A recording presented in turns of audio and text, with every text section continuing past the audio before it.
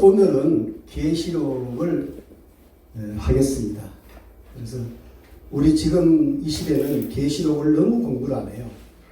그래서 참 안타깝고, 그래서 제가 1년 1개월 동안에 양평에 살고 있는데 그 산속에 들어가서 이제 하늘만 보이는 그런 곳에서 제가 1년 1개월 동안 있으면서 계시록하고 다니엘 책을 썼습니다. 썼고, 그래서 그걸 제가 하면서 계시록은 반드시 해야 되겠다. 그래서 이제 하나님 은혜를 주셔가지고 오늘 첫 강의로 계시록을 하도록 하겠습니다. 그러면 계시록이 22장까지 있잖아요. 전체 40다리를 제가 한번 설명을 하고 시작을 할게요. 1장은 서론입니다. 이 말씀을 읽는 자, 듣는 자, 그것을 지키는 자가 복이 있다. 그렇죠. 2장과 3장은 7 교회를 계시를 했죠. 소아시아 7 교회. 그리고 4장은 하나님이 사도 요한을 만나요. 그 반모섬에서 얼마나 고생하고 있었어요. 사도 요한이. 그 반모섬은 흉악범들이 거기에서 강제 노동을 하고 있었거든요. 그 무리 속에서 이 사도 요한이 함께 노역에 동참했으니까 얼마나 힘들었겠어요. 그래서 4장에 하늘문을 열어서 사도 요한을 데리고 올라갑니다. 그래서 만나주세요. 그리고 5장은 나중에 제가 듣기만 하세요. 안 적어도 돼. 제 책도 가져왔고 듣는 것이 중요하니까 적지 마세요. 들으세요. 5장에는 그 사도 요한에게 이제 그 책을 한 걸 주시잖아요. 두루마리 책을. 그걸 보려고 보니까 인봉이 딱 떼어 있는 거야. 인봉은 아무나 뗄 수가 없는 겁니다. 그래서 엉엉 울잖아요.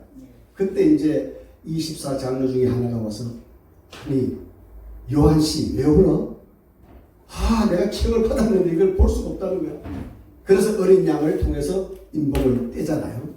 그래서 책을 쫙 열었는데 거기에 이제 6장에 7인이 나와요. 6장에. 그리고 7장에는 14만 4천 명의 인치는 사건이 나오죠.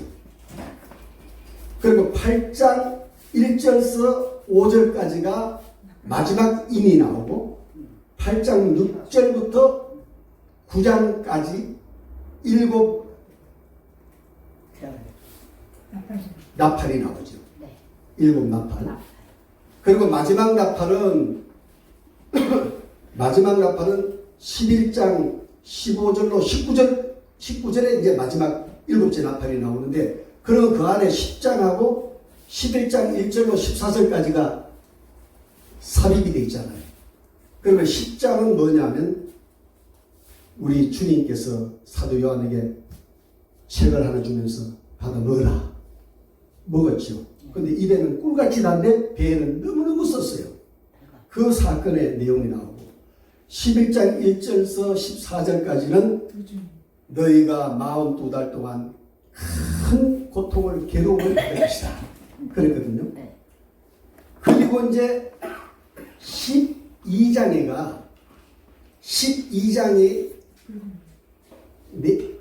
네 번의 선악간의 전쟁이 나와요. 하늘에서 에덴에서 예수님 오실 때까지, 예수님 오시고 교회 세워서서 교회가 마지막 폐지될 때까지, 그 다음에 네 번째는 남은 자손들하고의 사단과의 전쟁이 있어요.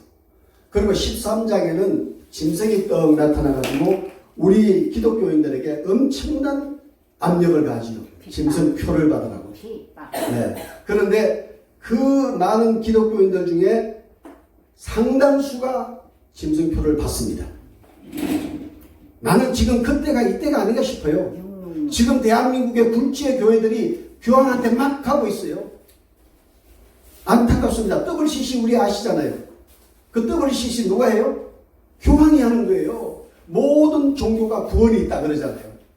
대한민국에 보십시오. 김삼환 목사님이 거기에 앞장서서 갔습니다. 감리교회 다 들어갔습니다. 이미 그들은 교황청에 가서 비밀 장소에서 이미 비밀 회담 다 했습니다. 이게 다 지금 세상에 비밀이 어디 있어요? 다 풀면 되잖아요. 그래서 막 지금 막 항의를 합니다. 왜 교황에게 갔냐? 왜 WCC 당신이 앞장서냐? 이래가지고 굉장히 지금 곤욕을 당하죠. 바로 계시록 13장이 짐승이 나타나서 용의 시대. 우리 개신교인들에게 우리 기독교인들에게 짐승표를 받으라고 압력을 가하거든요. 그런데 끝까지 그 짐승표를 받지 않는 남은 자 우리 기독교인들 오늘 이 자리에 계신 여러분들 할렐루야. 아멘. 그렇게 남으면 14장에 가서 하나님이 그리스도를 통해서 이 세상에 추수를 하셔요. 한 번 낫을 휘두르니까 알곡이 거둬지고 한 번 또 휘두르니까 포도송이가 거둬지고 그리고 나서 계시록 13장에는 이제 이 세상에는 마지막 은혜 문이 닫혀버립니다. 이젠 은혜가 이제 끝나는 거예요. 추수하고 나서 은혜 문이 닫혀버려요. 그러면 그때 구원된 알곡들은 영원히 이제 알곡이 되는 거고 아멘. 그때 불의한 포도송이들은 영원히 불의한 자가 되는 거예요. 그때는 회개가 안 통해. 왜? 은혜 문이 닫혔기 때문에. 아멘. 여러분 우리 노아 시대 하나님이 이미 그걸 보여줬잖아요. 아멘. 노아를 통해서 120년 동안 문을 개방해 놓았어요. 은혜 문을. 그래서 노아가 사람들에게 하나님이 120년 후에 심판하신다. 이 세상이 멸망당한다. 그렇게 떠들어댔지만 어떻게 됐어요? 아무도 은혜 문으로 안 뚫었잖아요. 노아 가족 외에는. 그래서 보이지 않는 손이 노아의 방주의 문을 탁 커덕하고 닫으시고 그 닫자마자 그냥 하늘에 비가 쏟아지고 샘이 터져서 세상이 심판됐잖아요. 그러니까 14장은 그리스도를 통해서 이 세상에 이제 추수를 하는 거예요. 하나는 한 번은 알곡들, 한 번은 가라지들. 그리고 은혜 문을 턱 닫고 15장, 16장에는 7 재앙이 쏟아집니다. 15장, 16장에. 그리고 17장에는 큰 음녀가 심판을 받고 18장에는 영적 바벨론이 멸망을 받고 19장에는 찬양이 오늘같이 이런 찬양이 터지는데 어마어마한 찬양이 터져요. 아멘. 두 가지 종류의 찬양이 터져요. 하나는 지금까지 하나님이 우리 믿는 자들을 구원해 주신 그 구원의 은혜 찬양을 드리고 또 하나는 지금까지 우리 기독교인들을 박해하고 핍박하고 못살게 했던 불신자들을 심판하심을 찬양했습니다. 그게 이미 출애굽기에 나와 있어요. 그 본보기가 하나님이 애굽에 있는 히브리인들을 구출해 가지고 홍해를 갈라서 건너가잖아요. 건너가서 뭘 해요? 찬양부터 하잖아요. 바로 그 찬양이 작은 구원의 찬양이라면 계시록 이 19장의 찬양은 이 땅에서 마지막 찬양이에요. 더 이상 이 땅에서 찬양을 부를 수가 없어. 그러니 지금 여러분들이나 나나 우리가 이렇게 찬양한다는 것이 얼마나 놀라운 사건입니까? 네? 그리고 우리가 이 땅에서 아무리 좋은 것이 있다 할지라도 우리가 주님 앞에 가면 가져갈 건 찬양 하나, 찬양밖에 없어. 아무도 못 가져가잖아요. 그 찬양은 영원한 거예요. 아멘. 그래서 시가서, 욥기, 시편, 잠언, 전도서, 아가서 하나님이 성경책 가장 중앙에다가 그 시가서 찬양집을 탁 집어넣은 이유가 뭐겠어요? 하나님이 그토록 찬양을 좋아하신다. 별미 중에 별미. 하나님이 받으시는 찬양. 100번의 제사보다도 1000번의 제사보다도 한 곡의 찬양이 하나님이 더 기뻐하신다. 그 저도 이걸 좀 일찍 목회할 때 좀 일찍 깨달았으면 얼마나 좋았어. 다 늙어서 이제 퇴직하고 나서야 이걸 알았으니 말이죠. 너무 안타까워요 저도. 그래서 하루빨리 여러분들 만나서 이거 전하고 같이 찬양하고 같이 은혜 받고 그러고 싶은 마음이에요, 제가. 네. 그리고 20장에, 그리고 19장에 찬양을 부르고, 그리고 혼인잔치가 준비가 돼. 여러분 잔치집 가보면 잔치날보다도 잔치 전날 준비하는 것이 굉장히 더 재미있고 바쁘잖아요. 20장에 혼인잔치 준비를 하고, 그리고 예수님이 19장에 재림을 하시는 거예요. 그리고 20장에는 이제 천년왕국이 이제 시작이 되고, 20장 11절에 이하에 보면 백보자 심판이 있습니다. 그리고 21장 22장은 새하늘과 새 땅의 세계가 쫙 열리는 거예요. 네. 이렇게 해서 제가 간단하게 요한계시록을 아우트라인을 제가 설명을 드렸고요.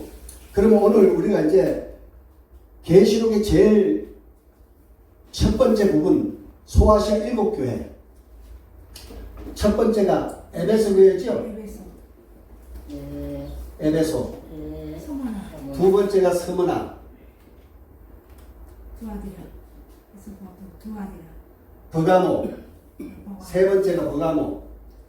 그 다음 네 번째가 두아디라. 다섯 번째가 사대. 여섯 번째가 빌라델비아.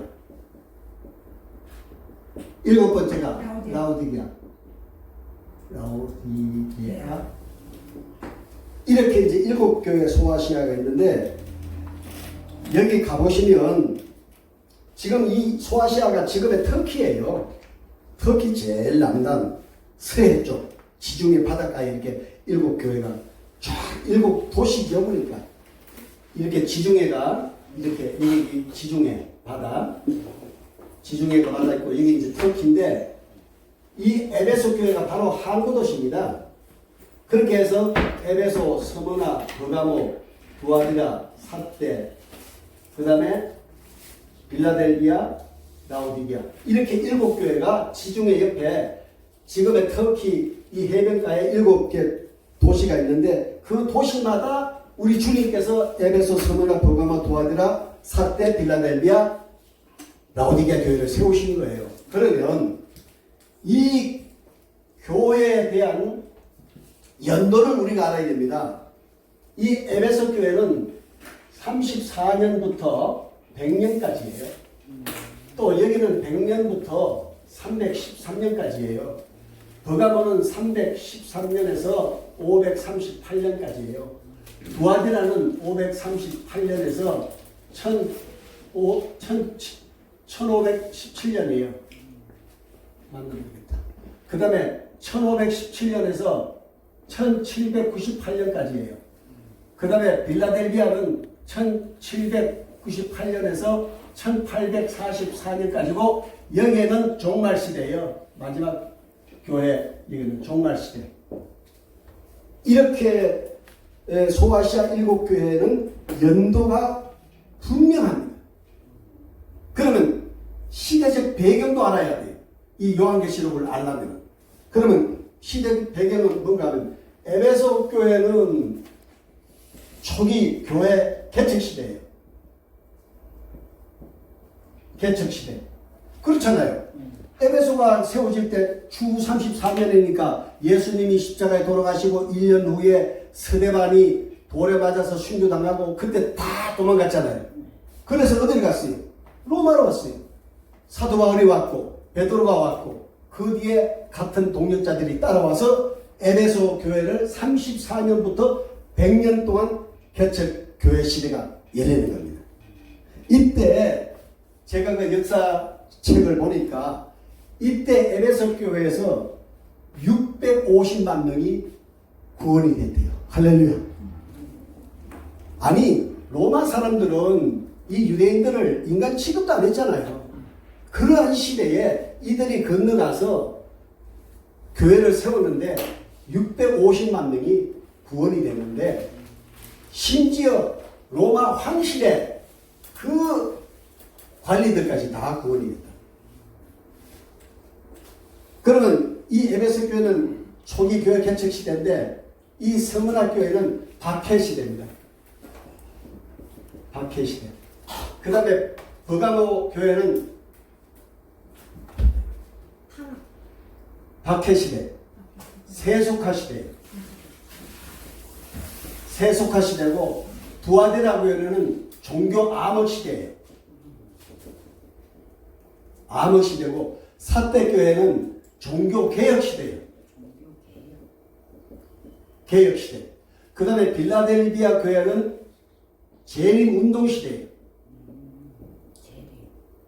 그리고 라우디게 교회는 역시 종말시대입니다. 이렇게 해서 이 요한계시록은 이 소아시아 일곱 교회에 대한 연도하고 이 시대별 이거를 알아야만이 이 일곱 교회에 예수님이 계시한 그 계시의 내용을 우리가 답을 얻을 수가 있다. 이걸 모르면 10명의 목사가 있으면 10명의 목사가 다 딴 소리예요. 이 사람은 이 소리야, 저 사람은 저 소리야. 그러고 자기들끼리 싸워. 만나면 내가 옳다고. 그게 아니에요. 목사의 판단과 생각으로 답이 나오는 것이 아니고 모든 성경은 하나님의 그 답을 다 내놓으셨어요. 근데 이게 시대적 배경을 알면 그 답이 나와요. 연도, 이거 반드시 알아야 돼요. 그래서 오늘 일곱 교회를 우리가 한번 생각하면서 은혜를 받겠습니다.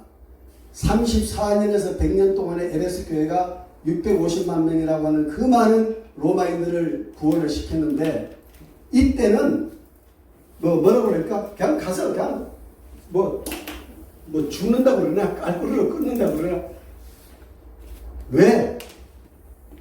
이 개척교회 우리 다 해봤잖아요. 개척교회 하면은 뭐 딴 생각 안 하잖아요. 오직 그냥 교회 그냥 구원시키기 위한 그 개척교회 그 심정은 다 그렇잖아요.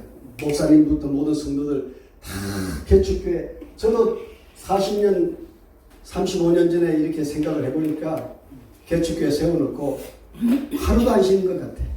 동네 다니면서 복음 전하고 어느 집에 무슨 큰 불상사가 있다가 하면 찾아가서 도와주고 또 하나님 은혜 전하고 이러했던 일이 저 35년 전에 생각이 납니다.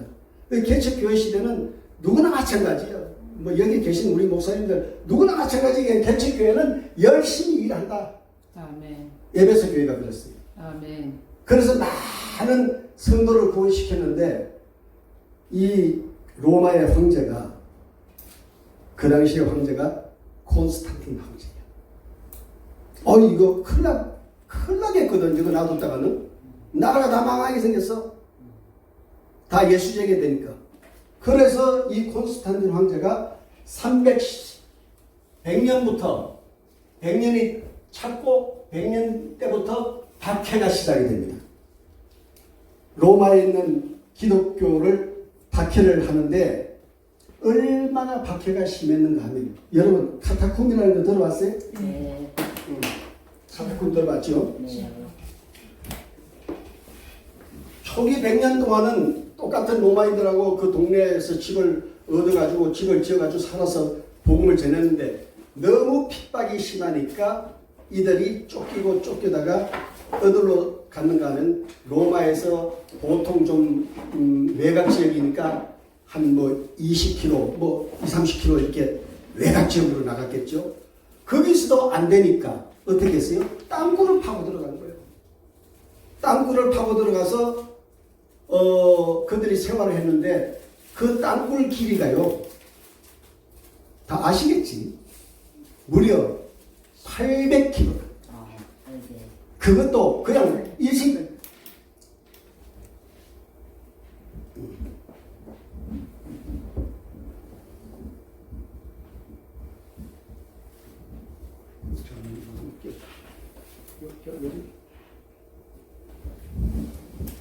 그것도 일직선으로 800km가 아니고 땅속에가 거미줄처럼 800km를 땅속에서 또 땅속, 또 땅속에서 땅속, 심지어 땅속에서 지하로 5층까지 내려가는 것도 있어요. 그래서 이들이 밤이 되면 나와요. 로마의 시내에 들어가서 복음을 전합니다. 또 해지기 전에 들어와요. 그런데 이 군인들한테 발각이 돼가지고 다 추적하고 쫓겨가고 그러잖아요.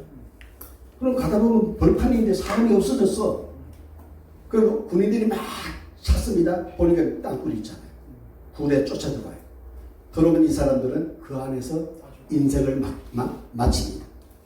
들어오긴 들어왔는데 나가지를 못해. 입구를 못 찾아. 들어가면 겁이 줄 것 같은데 돌아다니다가 사람도 못 만나고 혼자 굶어 죽는 거예요.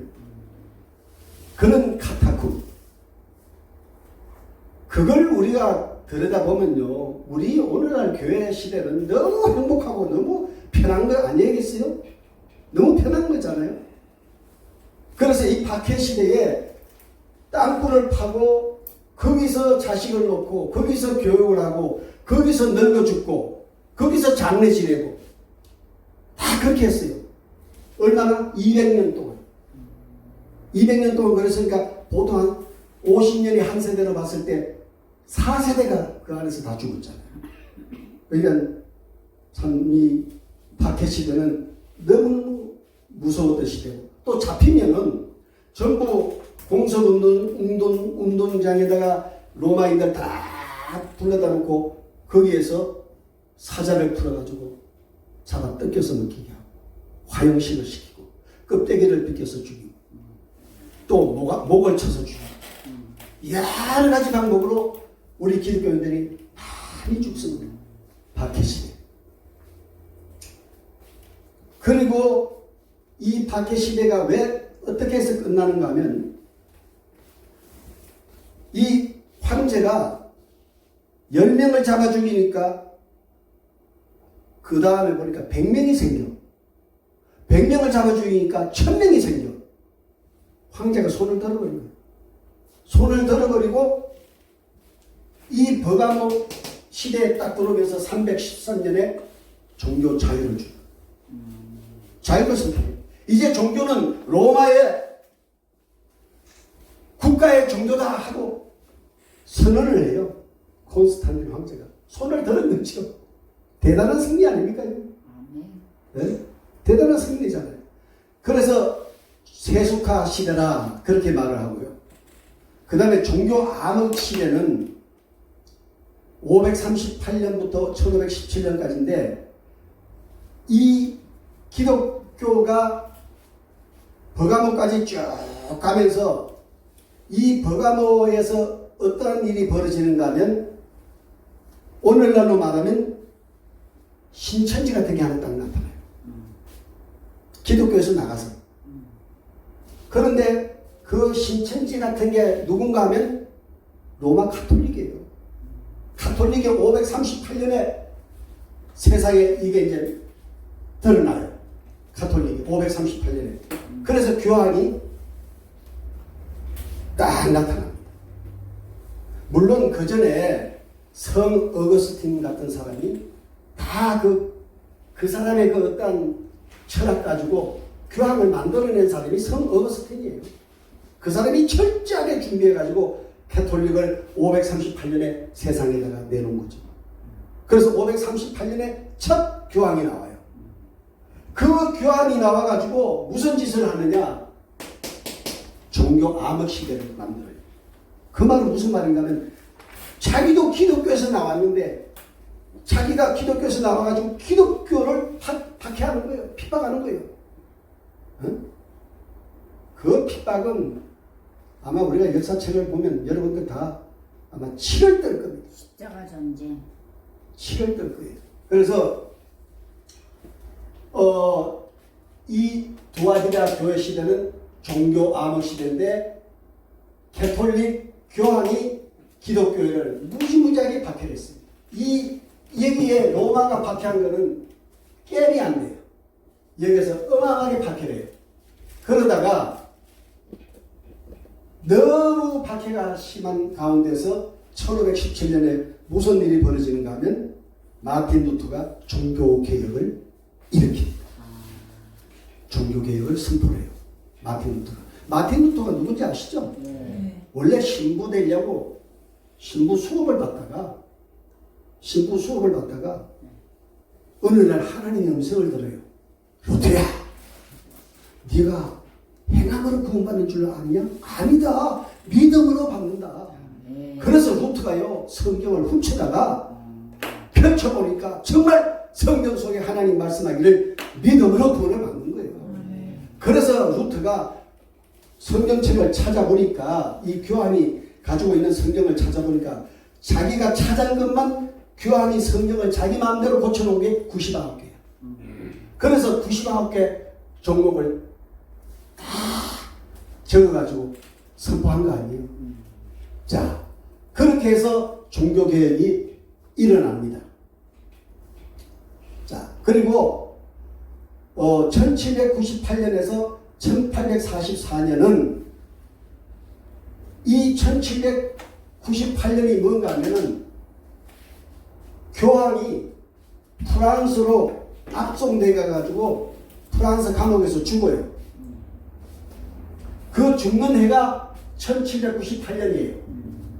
비오 6세라고 하는 교황이, 프랑스가 혁명이 일어났잖아요. 혁명은 1789년도에 일어났고 교황이 붙잡혀 간 거는 1798년도에 붙잡혀 갔어. 그러면 그 혁명을 누가 일으켰게? 잘하는 나폴레옹이 일으켰죠. 그때는 이미 교황이 전 유럽과 남미를 다 교황의 노예로 살았어요. 모든 그 유럽의 국가들이 전부 교황의 그냥 노예예요, 노예. 예? 그래서 그 기록을 보니까요, 그때 당시 유럽의 사람들이 평균 수명이 35세에서 40세, 목사님. 40세는 못 살았어요. 얼마나 노예 생활을 교황에게 짓밟혀서 살았으면. 그러니까 못 살겠다 해서 폭발한 것이 농민들에게서 먼저 폭발이 일어났어요. 그래서 군인들이 이제 동요를 했죠. 그래서 그때 나폴레옹이 계급이 뭔가 하면 육군대위예요. 육군대위인데 위에 그냥 상관들 다 처단하고 자기가 나라를 딱 잡은 거예요. 그래서 제일 먼저 한 것이 교황청에 와가지고 교황을 체포해 가는 거예요. 그래서 프랑스 감옥에서 1798년에 비오 6세가 사망을 합니다. 여기서 이제 교황이 사망을 하고, 여기서 이제 기독교인들이 정말로 해방을 맞이하죠. 해방을 맞이하고 1804년에 영국의 성공회가 성경을 강나라 말로 무지하게 막 찍어내는 거예요.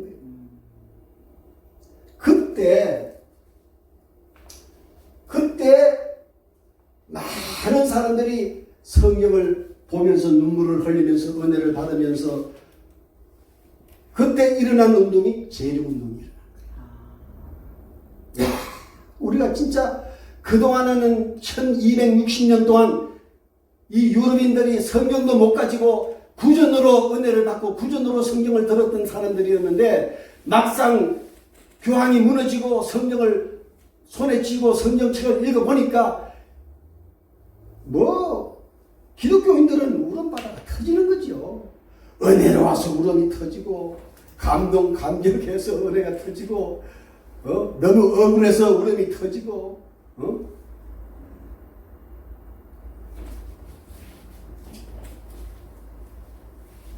그래서 이제 재림운동이 일어납니다. 요 재림운동에 대해서는 이제 뒤에 공부를 하면서 제가 그 아주 중요한 얘기를 제가 말씀을 드리는 걸로 하고, 이 1844년, 이 밑으로는 전부 역사가 기록을 했어요. 역사가, 요까지는. 역사가 기록을 했고, 요 1844년은 성경이 기록을 했어요. 성경의 기록이 있어요.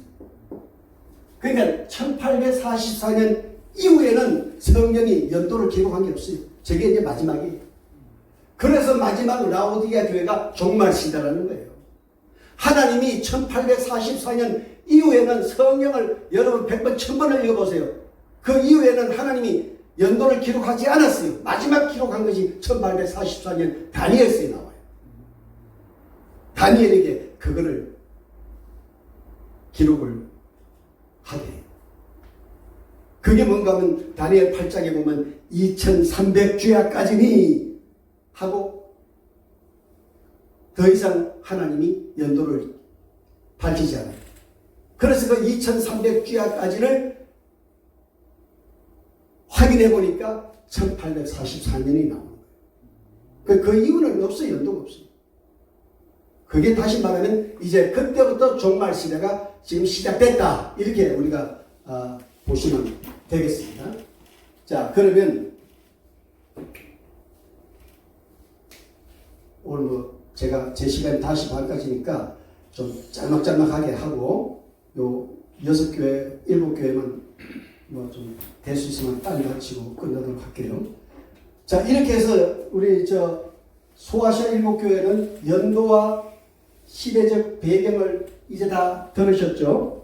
이거를 알고 가야만이 7인, 7나팔 계속해서 이제 궁금증이 많이 생겨요. 성경을 읽다 보면. 그러면 여기로 돌아오면 답이 나와. 답이 나온다니까. 자, 그렇게 해서 그러면 에베소 교회는요, 처음에 어떻게 기록을 하고 있는가 하면 그 오른손에 7 별을 붙잡고 7 금초대 사이에 찾아오신 주님. 그렇게 돼 있죠. 그런 다 이유가 있어요. 하나님이, 우리 예수님이 초대교회를 찾아오실 때 7 별을 오른손으로 붙들고 7 금초대 사이에 찾아오셨다는 것은 7 별은 7 목회자라 이렇게 보시면 돼요. 오늘날로 말하면 목회자예요. 교회 지도자. 그리고 7 금초대에는 여러분 구약에 보면 그 지성소 성소에 보면은 그 금초대 있잖아요. 들어가면 우측에 떡상, 정면에는 분향단, 좌측에는 금초대 7 촛대가 있잖아요. 그 7 촛대는 뭔가 하면 그 성령을 가리키는 거거든요. 그 초대교회는 예수님이 찾아오실 때 성령을 안 내릴 수가 없는 거예요. 주님이 직접 그들을 안 붙잡을 수가 없는 거예요. 그래서 이렇게 말씀을 하시고 오신 거예요. 여러분 그렇잖아요. 처음에 우리가 예수 믿고 구원받으면요, 하나님이 막 환상도 보여주고 기적도 일으켜주고 치료하는 역사도 나타나고 귀신 쫓겨가는 역사도 보여주고. 저 순복음 여의도교회 다닐 때요, 처음에 은혜 받고 막 이런 일이 엄청나게 많이 있었어요.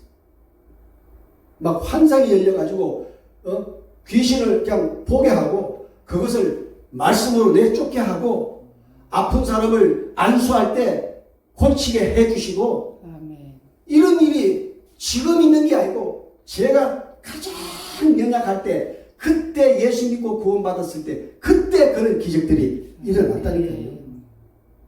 지금은 그런 거 잘 안 주셔요. 초기 때 많이 일어나게 하시더라고요. 바로 에베소 교회가 초기 교회 시대니까. 이러한 역사가 없으면 복음 못 전하잖아요. 그리고 두 번째, 서머나 교회는 처음과 나중에 죽었다가 살아나신 주님이 오신 거예요. 그 계시록이 다 기록되어 있죠.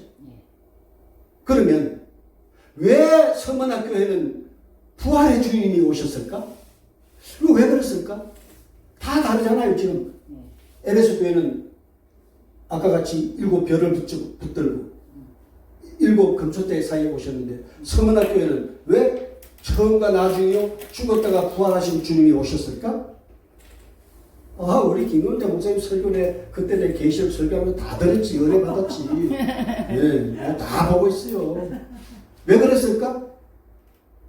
이 서머나 교회는 바로 홀리갑이라고 하는 오늘날로 말하는 목사님이 아멘. 지금 순교 날짜를 받아놓고 있어요. 아멘. 그것도 빌라델비아 교회 성도 11명하고 함께 지금 곧 있으면 이제 순교 당해야 돼.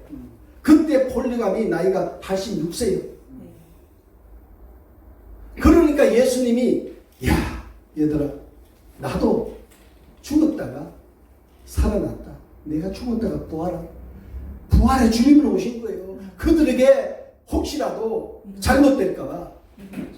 그렇죠. 그런데 여기 에피소드가 있어요. 아무리 로마가 못된 놈이라 할지라도 세상에 86세만 요즘도 참 나이가 많으신데 그 당시에 86세는요 정말 그렇게 사는 사람이 드물 때예요. 그 이놈들이 이 폴리가 목사님을 순교 날짜까지 다 받아놓고 하루하루가 고민이야. 괴로워. 왜? 자기 할아버지보다도 더 나이가 많은 거야. 어? 그러니까 이 사람들이 고민을 많이 해. 그러다가 자기들끼리 결정을 내렸어. 그래서 폴리가 목사님을 불렀어.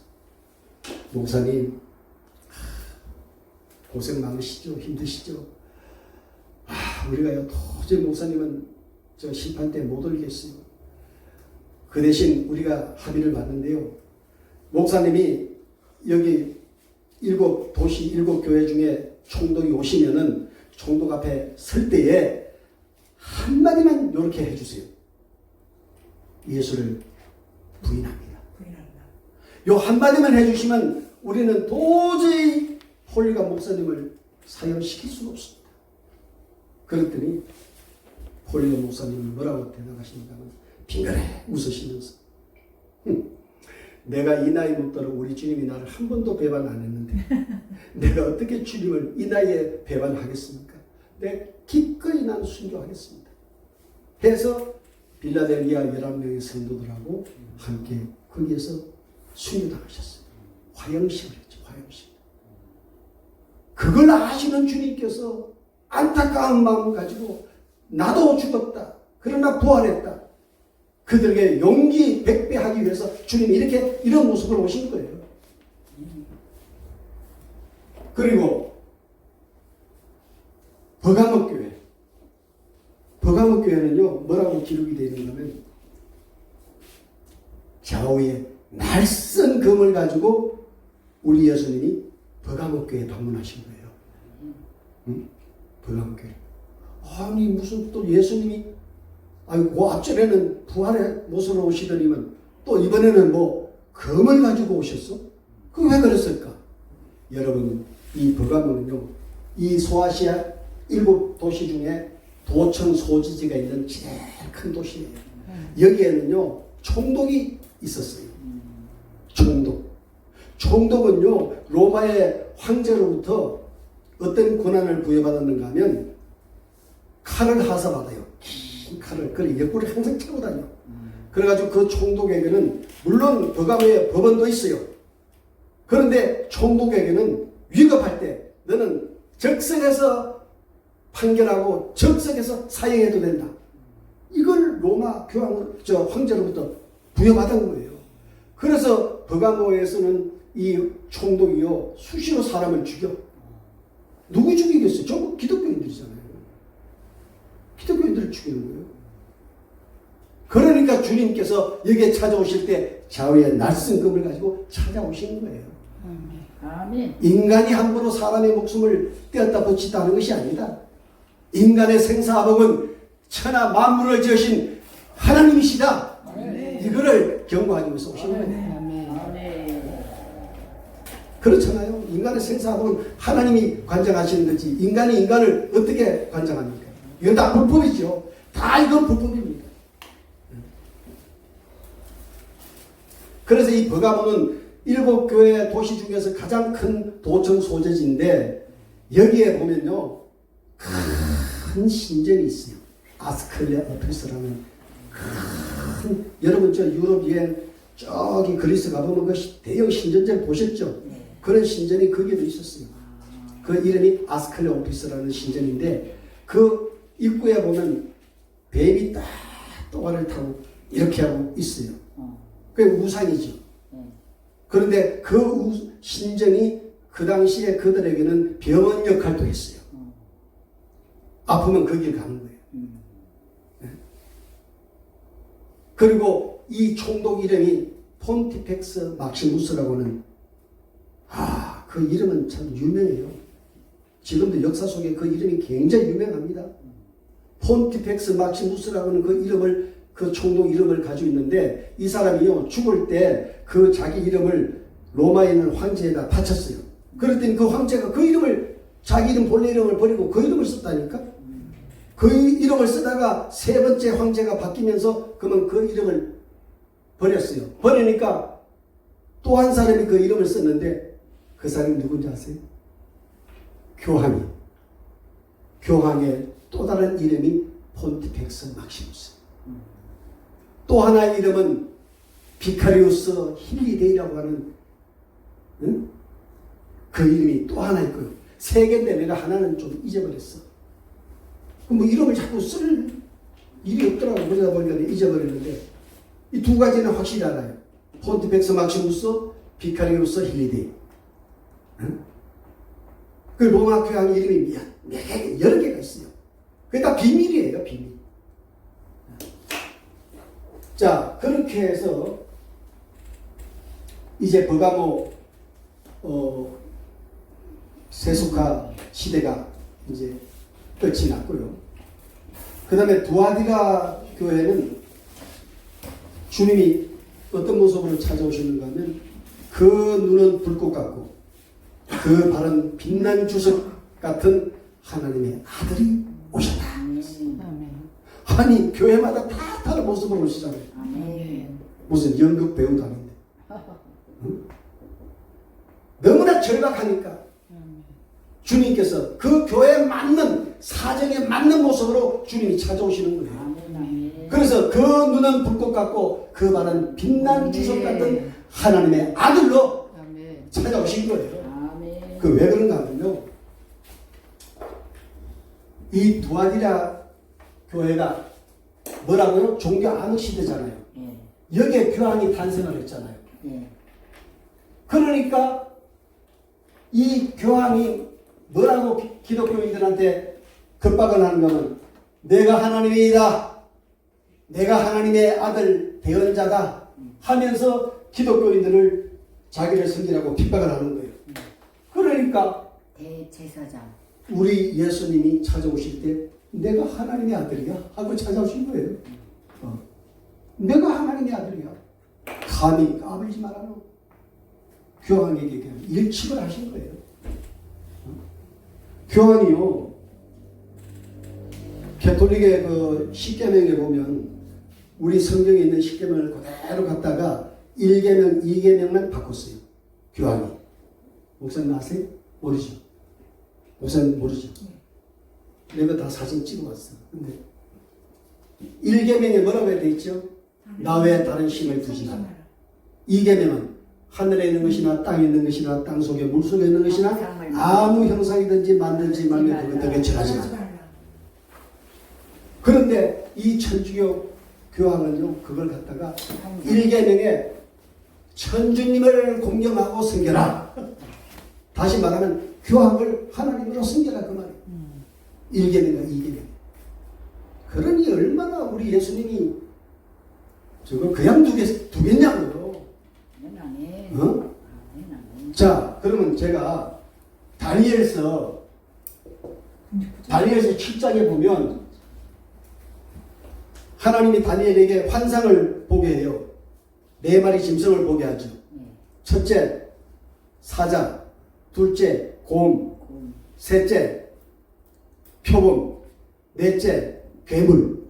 넷째는 이 세상에 없는 짐승이야. 아예 그냥 괴물이야, 괴물. 뿔이 10개가 나타나. 그러면 첫째 사자는 바벨론을 얘기하는 거거든요.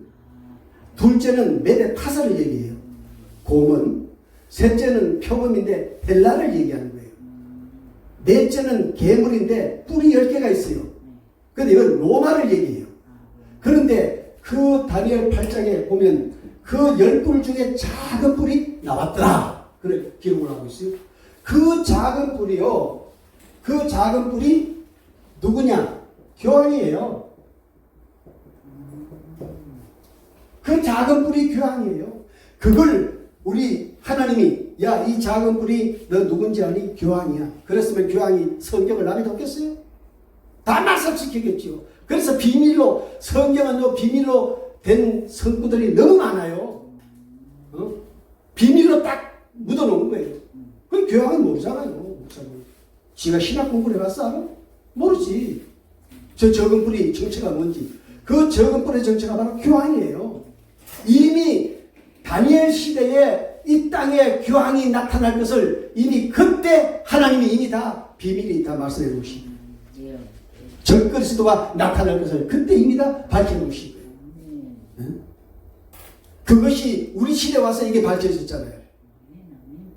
하나님이 비밀을 꼭 덮어 놓으시면 누구도 그걸 몰라. 근데 하나님이 재림운동 시대부터 그때부터 성경을 가지게 되니까 막 은혜가 충만하고 말씀이 충만하고 기도가 충만하고 찬양가 막 충만하니까 하나님이 하나하나 열어주시는 거예요. 그래서 이게 다 밝혀졌어요. 그런데 좋은 일은요, 또 하나님이 다 까발려요. 참 우리 하나님 멋있잖아. 좋은 일은 이름을 다 밝힌다니까. 이사야 44장 28절 보세요. 거기에는 메대 파사에 고레스는 나의 기뻐하는 자라. 아직 이름을 밝혀요. 아니 고레스가 태어나기도 몇백 년 전인데 하나님이 고레스가 이 세상에 태어날 것을 아시고 이름까지 지어놓으셔. 그런데 200년 후에 보니까 파사에 고레스라는 이름이 딱 등장하는 거예요. 왕이. 얼마나 우리 하나님 놀라워. 좋은 일은 이름을 다 밝혀. 나쁜 것은 이름을 안 밝히고 다 숨겨놔. 이게 비밀 아닙니까? 아멘. 성경이 말씀하는 비밀. 아멘. 성경에는요 비밀로 꽉 차 있어요. 아멘. 많은 곳이 비밀로 쌓여 있어요. 크고 비밀 아니에요. 네. 많은 곳이.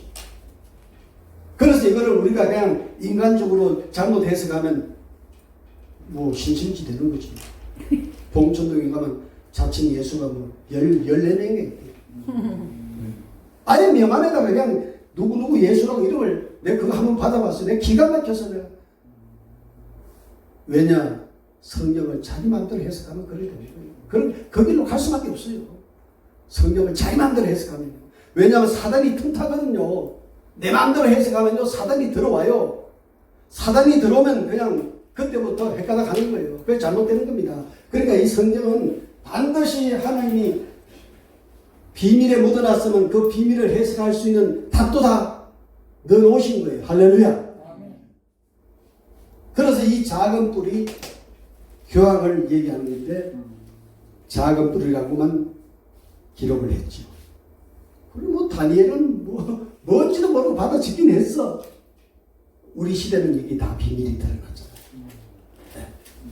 그래서 두아디라 교회는 종교 암흑 시대인데 너무나 교황이 그냥 너무나 많은 기독교인들을 힘들게 하고 죽이고 그래서 종교 암흑 시대라고 그렇게 됐고 그 다음에 종교 개혁을 마틴 루터가 일으켰고 그래서 1804년부터 이제 성경이 세상에 이제 알려지기 시작했어요. 1804년부터 성공회가 성경을 찍기 시작했죠. 그러면 마틴 루터가 종교개혁을 했는데 이때 어떤 일들이 벌어지는가 하면 루터 교회가 생겨요. 뭐 당연히 마틴 루터가 자기 교단을 세웠지요. 그 다음에 성공회가 생겨요. 그 다음에 정교회가 생겨요. 원래 기독교는 지금 계속하고 있는 거예요. 이렇게 해서 성공회가 1804년도에 성경을 찍어내기 시작했고 온 세상에 성경이 들어갔고요. 1814년인가 그때 이제 미국에서 성경을 더 많이 찍었죠. 그래서 온 세상에 성경이 이제 다 퍼지게 된 겁니다. 자, 그렇게 해서 이제 종교개혁 시대가 1517년서부터 교황이 1798년도에 죽음으로써 일단락 끝이 났고, 그리고 세상이 활짝 열려가지고 성경을 찍어서 이제 세상의 성경이 막 증거가 됐죠.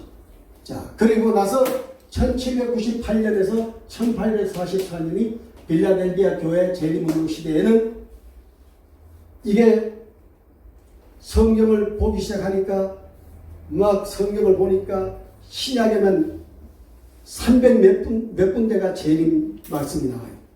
신약에만 재림 된다는 말이 300 몇 군데가 나와요. 그러니까 그 시대 사람들은 그걸 볼 때마다 막 눈물을 흘렸죠. 그렇게 억압받다가 이게 터진 거란 말이에요. 그래서 그러면 재림을 언제 하실까? 주님이 재림을 언제 하실까? 하고 공부를 시작한 것이 1800년대에 밀러라고 하는 목사님이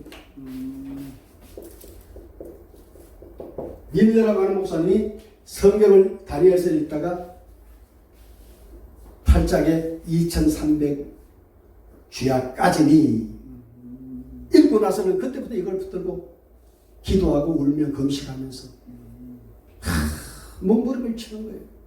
하나님, 2300 주야까지니 이게 도대체 무엇입니까? 나에게 알려달라.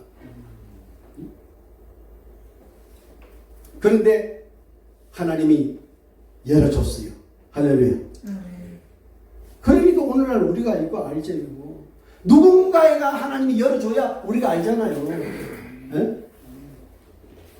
8장에가 2300주야까지니, 그리고 9장에가 그 답이 나오는데 보통 사람은 100번을 1000번을 읽어도 그 답을 못 찾아내.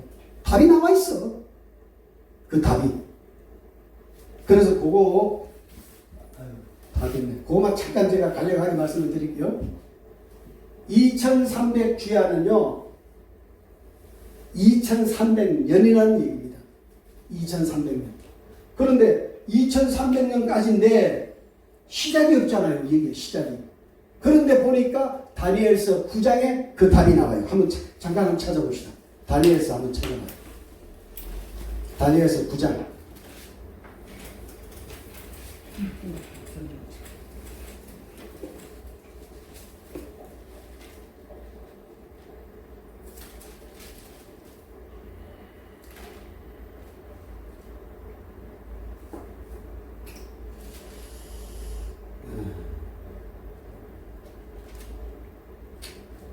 안경을 안 가져왔더니 영 잘 안 보이네.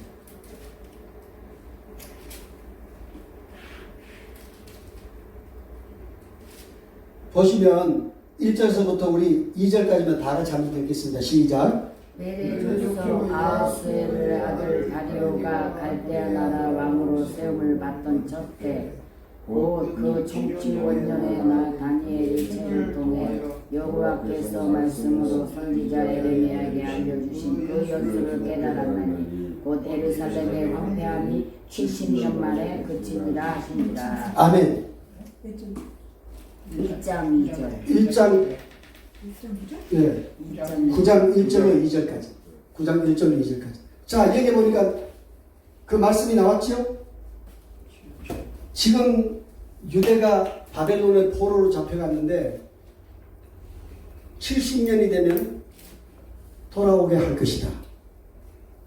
그러면서 그 예루살렘에 있는 성전이 회복돼서, 그러니까 무너진 것이 다시 완성이 되고 성벽이 무너졌던 것이 다시 회복이 되면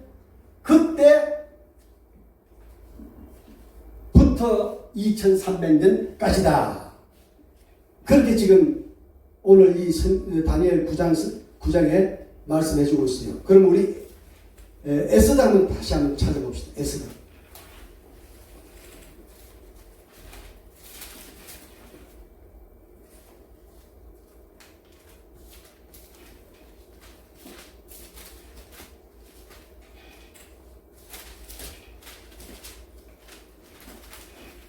에스더 에스더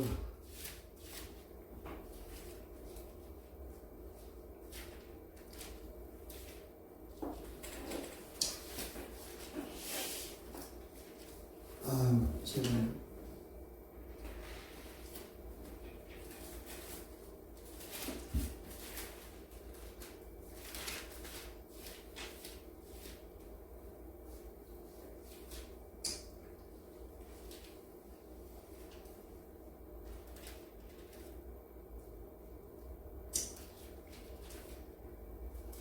일장을 한번 보세요. 1장. 1장을 우리 다 같이 한번 1절부터 읽겠습니다. 시작. 이는 아수르 왕때에 있었던 일이니 아수르는 인도로부터 구스까지 127일 왕을 다스리는 왕이다. 당시에 아하수의 왕이 수상궁에서 즉위하고 왕이 있는 제3년에 그의 모든 지방과 신하들을 위하여 잔치를 베푸니 바사와 메대의 장수와 그 지방관들이 다 왕 앞에 있느니라. 왕이 여러 날 80일 동안에 그의 영원한 나라와 부활과 위험의 인력함을 받으리라. 이날이 지남의 왕이 또 도솔산에 있는 규정만에 백성을 위하여 왕국 후원들에서 10일 동안 잔치를 베풀세. 백성 독세 창세 규정을 자색한 매질로 들이섞이는 옷 고리에 메고 금과 은으로 만든 관상을 하반석, 백석, 음모석, 운석을 땅에 진설하고. 아멘. 거기까지 읽으시고, 자, 이제 한 분만 더 찾아봅시다.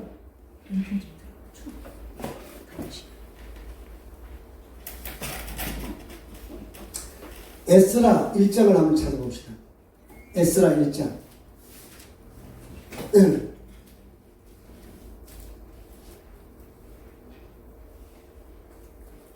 바사왕 고레 아니, 에스라 1장 5절로부터 시작. 이에 유다와 베냐민 족장들과 제사장과 네 사람들과 그 마음이 하나님께 감동을 받고 올라가서 예루살렘의 일성들을 건축하고자 하다가 다 일어나니 그 사는 사람들이 은과 금과 물품과 짐승과 보물을 얻고 그 외의 예물을 기쁘게 드렸더라. 아멘. 예, 아멘. 여기 보면 5절에 보면 이에 유다와 베냐민 족장들과 제사장들과 레위 사람들과 그 마음이 하나님께 감동을 받고 올라가서 예루살렘의 여호와의 성전을 건축하고자 하는 자가 일어나니. 여기 보시면 이제 시작점이 나와요. 바벨론에 이들이 포로로 잡혀갈 때 예루살렘에 있는 성전이 다 무너졌어요. 성벽이 다 무너졌어요. 그런데 이제 고레스가 왕이 돼가지고 이 유다 백성들을 1차, 2차, 3차 돌려보내가지고 예루살렘에 무너진 성전을 건축을 해요. 성벽을 건축을 해요. 그 시작점이 457년이에요. 457년에 이제 건축이 시작이 돼가지고 그때부터 2300년까지가 이제 오늘 그 성경에서 얘기하는 바로 그 1844년을 얘기하는 겁니다. 그래서 457년서부터 유대 나라의 성전과 성벽이 건축이 되고 457년부터 2300년 동안 이제 시간이 지나고 난 다음에 그제야 끝이 오리라 그랬거든요. 그러면 2300주야 끝이 바로 1844년이에요. 그러면 2300주야 그 안에가 무슨 일이 벌어지는가 하면 바로 예수님이 오셔서 십자가를 지시고 십자가에서 죽으시고 부활하시고 그리고 성천하셔요. 그리고 난 다음에 2300주야까지 1844년까지 이제 시간이 흐르고 2300년까지 이제 연도를 마감을 지어요. 우리 하나님이 마감을 짓습니다. 그러니까 그 이후에는 연도가 안 나와요. 성경에는. 그러면 이때부터가 이제 종말이 시작된다 하고 성경은 그렇게 말씀합니다. 그러니까 2300주야까지니 그러는데 그 답이 예루살렘 성전이 무너진 것이 회복되고 그 성이 회복된 그 시점부터 2300주야까지니까 이제 그 시작이 457년 아까 우리가 에스더에 읽었듯이 고레스가 이스라엘 사람들을 돌려보내서 성전을 건축하고 성벽을 세우고 그때가 457년이란 말이에요. 그러니까 이때부터 2300주야까지니까 2300년까지니까 2300년을 계산해 보니까 1844년이 계산이 나온 거예요. 그러면 그때부터가 이제 이 세상은 종말 시대다 그 말입니다. 이제 그때가 끝이 온다 그 말이에요. 근데 종말 시대가 열리게 됐는데 오늘이 될지 내일이 될지 후년이 될지 우리는 모르잖아요. 일단 우리가 아는 것은 하나님이 종말 시대가 시작되었다 하는 것은 우리가 성경에서 알 수가 있는 거예요. 그 시와 나는 우리가 모르잖아요. 그분께서 딱 비밀로 붙들고 있기 때문에. 그래서 우리는 이미 1844년부터 지금까지 종말 시대에 살고 있는 거예요. 종말 시대에. 그러니까 임박하잖아요. 그래야 안 그래요? 때가 가까웠다. 때가 가까운 거예요. 임박한 겁니다. 그런데 종말이 가까울수록 사람들이 더 믿음을 가지게 되는 것이 아니고 더 사람들이 지금 타락하고 악해지고 불의해지고 서로 싸움 일어나고 그러잖아요. 근데 종말에 무슨 일이 있을 거라고 얘기했어요. 마태복음 24장에 보면 기근이 오고 지진이 오고 연병이 생기고 전쟁이 나고 서로 물고 찢고 그런 일들이 일어난다고 그랬잖아요. 그래서 저는요 이거 책 쓰면서 뭔 생각을 했는가 하면 이 코로나가 이게 그냥 코로나가 아니구나. 종말 시대에 하나님이 예언하신 그 예언 중에 한 사건이구나. 예, 저는 지금 그렇게 보고 있는 거예요. 근데 우리가 못 깨닫고 있잖아요. 너무 지금 감각이 없잖아요. 너무 안타까워요. 일본에 어저께 지난주에 뉴스를 보니까요.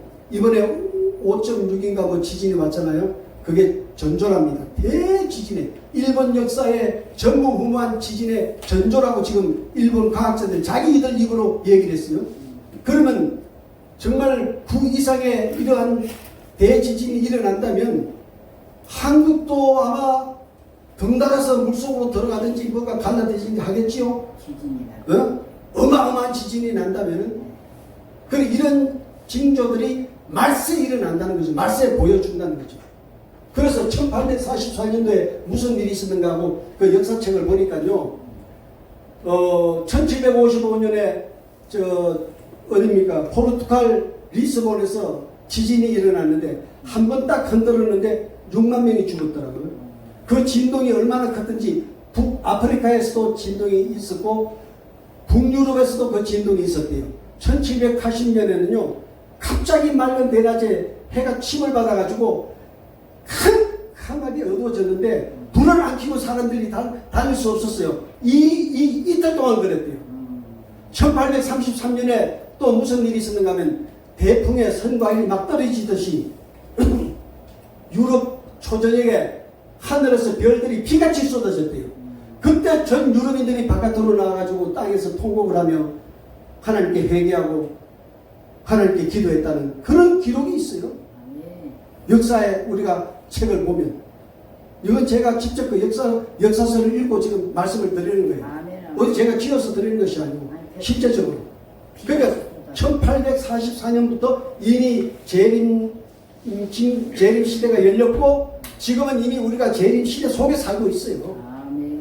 요즘같이 교회가 지금 뭐 새벽 기도도 하던 것도 안 하고 뭐 철회 기도도 안 하고 뭐 반 기도도 안 하고 뭐 요즘 뭐 전도도 안 하고 아이고 세상이 이상하게 됐어요. 우리 목사님 제가 여기 SNS에 보니까 막 전도하신다고 어디 가서 그걸 찍어가지고 촬영하고 내봤는데 이렇게 전도하는 사람이 보기가 하늘의 별 따기 진짜요. 그런데 우상을 섬기는 이 이단들은 격세를 해요. 우리 집에도 막 그 양평 골짜기 산속에 숨겨져 있는 우리 집도 그 이단들이 찾아와서 배를 그냥 심심하면 눌린다니까요. 그러면 이쪽에서 이렇게 내려보면 다 개들이 둘이 딱딱 둘 지어가지고. 여호와지. 네, 여호와지. 그래서 가시고. 그렇습니다. 걔네들 열성을 닮아야 돼. 예. 자, 라오디게아 교회는요. 라오디게아 교회는 주님이 뭐라고 말씀하셨는가 하면 걔네는 죽기를 각오한 것 같아요. 아멘이시요. 충성된 참된 하나님의 정인이시요. 하나님의 아들이시요. 창조의 근본이신 분이 그 라오디게아 교회를 찾아오신 거예요. 그러면 왜 근본이신 그 하나님이 라오디게아 교회를 왜 왔을까? 라오디게아 교회는 7교회 중에 가장 말 안 듣고 전도 안 하고 기도 안 하고 가장 몹쓸 교회가 라오디게아 교회예요. 칭찬 한마디가 없어요. 전부 그냥 여기는 칭만밖에 없어요. 그런가 하면 빌라델비아 교회는요 전부 칭찬이에요. 근데 거기는 뭐라고 말씀하셨어요? 빌라델비아 교회는 적은 능력을 가지고도 내 말을 지켜. 거룩하고 진실하사 다윗의 열쇠를 가지시니 곧 열면 받을 자가 없고 받으면 열 자가 없다. 할렐루야. 빌라델비아는 주님이 그냥 마스터 키를 가지고 오셨어. 이거 받으라. 네가 10가지 열면 다 열려. 네가 닫으면 누구도 못 열어. 그 말씀이거든요. 왜 그랬을까? 빌라델비아는 그렇게 열심히 기도하고 말씀에 전념하고 복음 전념하니까 하나님이 그냥 마스터 키를 갖다 주신 거예요. 우리 김민경 목사님 폴일이라. 혹시 또 받으신 거 아니에요? 폴일이라. 제가 그 신호텔 근무를 했기 때문에 제가 마스터 키를 잘 알거든요. 이야, 장로님, 난 그 마스터 키가 지금도 난 신기해. 그 신호텔이 방이 676개인데요. 세상에 그 방마다 키가 다 다르잖아요. 이 마스터 키 가지고 딱 들어가면 다 열어. 다 열어. 난 지금도 그게 궁금해. 그러니까 그 마스터 키는 그 호텔의 총 지배인의 전무이사 결제 없이는 누구도 그걸 만질 수 없어. 비밀 금고에 딱 들어가 있고 필요하면은 보고서 작성해 가지고 전무이사한테 가서 사인을 받고 그리고 그 열쇠를 금고에서 꺼내가지고 열어야 돼. 왜냐하면 방 670개 다 여는데 도둑놈 손에 들어가 보세요. 뭔 일이 벌어지는지. 네? 근데 나는 그게 지금도 궁금해. 그러면서 내가 이 말씀에 비춰보니까 우리 예수님이 베드로에게 주신 그 천국 열쇠, 아멘. 오늘 이 빌라델비아에 교회 주신 아멘. 그 열쇠, 아멘. 이게 세상 마스터키하고 아멘. 비교가 되겠냐고요. 아멘. 너무 놀라운 거잖아요. 아멘. 그래서 성경이 지금 계속해서 열려지고 있는 거예요. 네. 너무너무 놀라워. 그래서 이 라오디게아 교회는 책망을 아주 되게 당하고 난 다음에 주님께서 뭐라고 그랬냐면 내가 너희 교회를 토해내고 싶다. 그렇게 말씀했어요. 그런데 그것조차도 시대적 배경이 다 나와 있어요. 라오디게아 교회는요, 그 도시는 관광도시고 향락의 도시더라. 두려워, 부족함이. 그런데 그 교회에다가 뭐라고 말씀하셨어요? 너희 신앙이 미지근하니 차든지 덥든지 내가 너희를 토해버리겠다. 그런데 그 말씀이요, 이 시대적 배경에 너무나도 정확하게 들어있어요. 그 라오디게아 교회에서 10km 올라가면요, 히에라폴리스라는 온천 지역이 있어요. 터키 가면 지금도 있어요. 근데 그 온천들이 전부 노천 온천이에요. 거기서 나올 때는 막 뜨거워요. 계란도 삶은 만큼. 그런데 거기서 온천물이 흘러가지고 라오디게아 교회까지 내려오면 10km인데 물이 미지근해. 근데 그 무슨 냄새 나죠? 유황.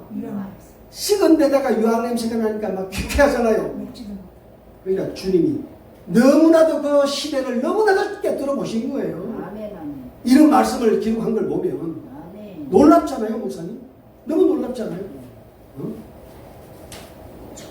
그러니까 시대적 배경하고 연도하고 우리가 같이 함께 이 요한계시록을 공부하면요.